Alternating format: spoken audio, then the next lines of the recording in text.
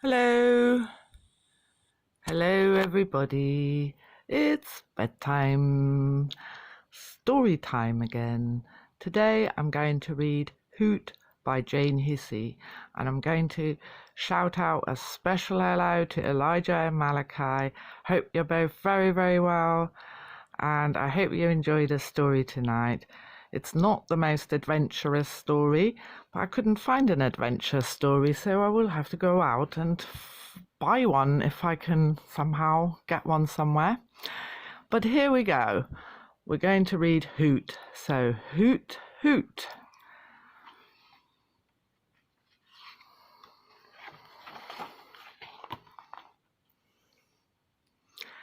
It was the middle of the night, and all the toys should have been fast asleep. But Little Bear was wide awake. He leaned over and tugged at Rabbit's ear. "Wake up," he whispered. "I heard a funny noise." "What sort of noise?" muttered Rabbit sleepily. "Well, first there was a thump and then a whoo," said Little Bear. "Do you think it was a ghost?" Probably just the wind outside," said Rabbit, sitting up and staring into the darkness. Then they both heard the noise. "Whoo! It doesn't really sound like the wind, does it?" said Little Bear nervously.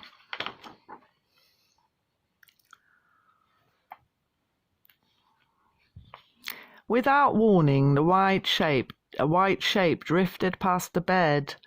Rabbit and Little Bear dived under the bedclothes. "What was that?" whispered Little Bear. "I'm not sure," said Rabbit. "Has it gone?" "I daren't look," said Little Bear, with his head still covered by the sheet. "I'll wake Bramwell." He wriggled along under the bedclothes and shook Bramwell's paw. "Wake up," he whispered. "It's something in the room. It's whizzing about and saying whoo." "Wind, I expect," said Bramwell. "Why are you both hiding?" We saw it," said Rabbit, "but we didn't want it to see us." By now all the toys were wide awake. "It's the middle of the night," grumbled Duck. "What are you all doing?" "We saw something white whiz past the bed," said Little Bear, and I suppose it said woo," said Duck. "How did you know?" asked Little Bear. Old Bear was just about to tell everybody to go back to sleep when there was an even louder whoo-hoo. This time it came from the other side of the room. He reached over and turned on the bedside light. "I'm sure it's just the wind under the door," he said, "but I'll go and see." He slid down from the bed, rummaged in the drawer for a torch, and set off to investigate.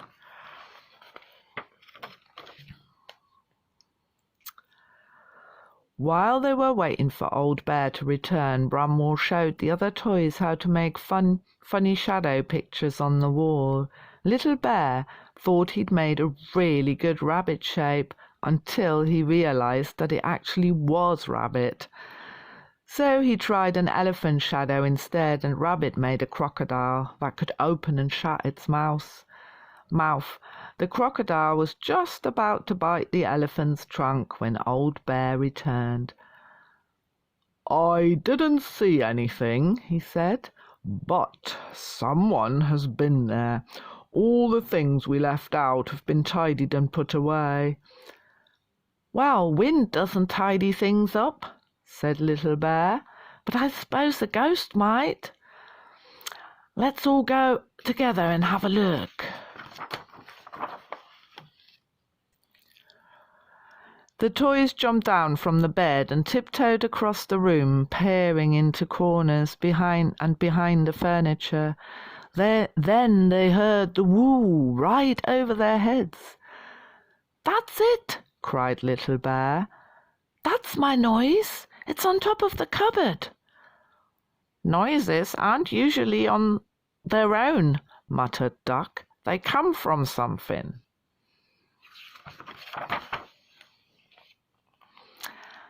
As he spoke, something white swooped down and landed beside the toys. "Hello," everybody had said. Little Bear dived to safety behind Old Bear, and they all stared in amazement at a little white owl in a blue apron.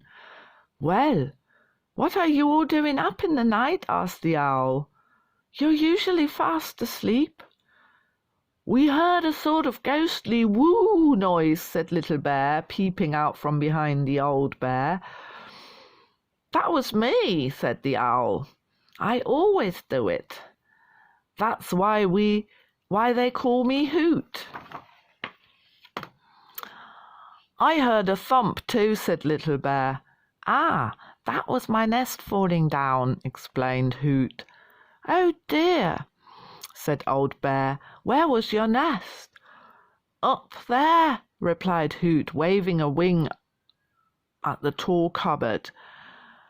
"Only now it's down here," she said sadly, pointing at the floor. "But why have we never seen you before?" asked Little Bear. "Owls sleep during the day," said Hoot, "and they come out at night. You all do it the opposite way round. I was always careful not to wake you until my nest fell down," she added.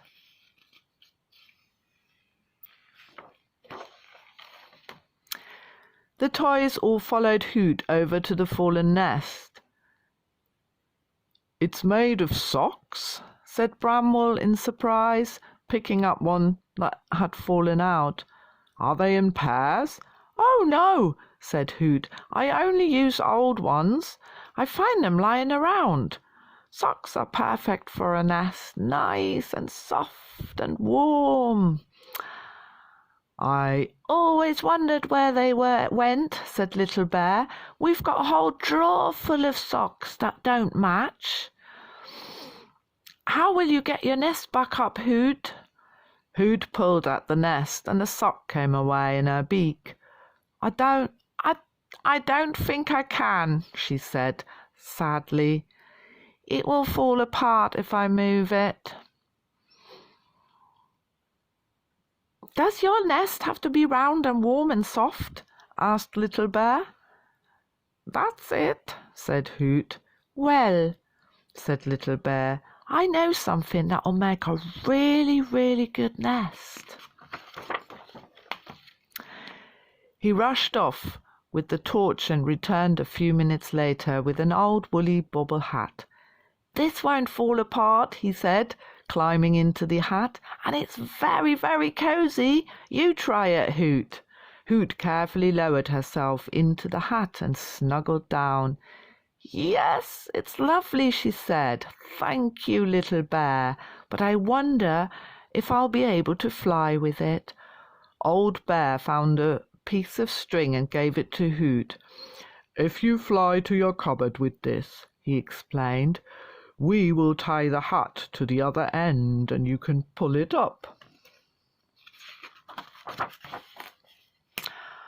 "Wonderful," said Hoot, stepping out of the nest. "I'll see you later."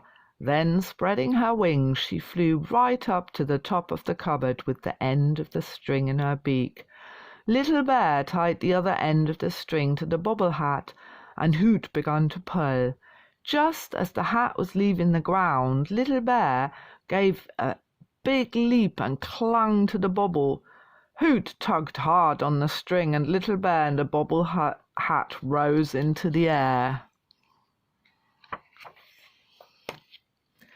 Hoot was too busy pulling to see what she was pulling up, so when Little Bear's ears suddenly appeared at the top of the cupboard, she nearly dropped the string in surprise. "What are you doing?" she asked, helping Little Bear up. I wanted to see what it was like up here," said Little Bear. "But how will you get back down?" asked Hoot.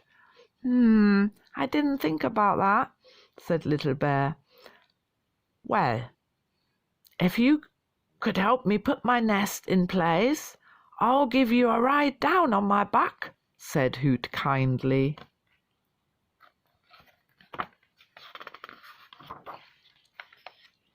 Little Bear helped Hoot find just the right spot for her new nest. Then he climbed onto Hoot's back and she walked to the edge of the cupboard. "Hold on tight," called Hoot, and with a big flap of her wings she launched herself into the air. "Look, I'm flying," called Little Bear, managing a quick wave to the others. They flew once around the room, swooped low over the bed, and then landed gently right beside Old Bear.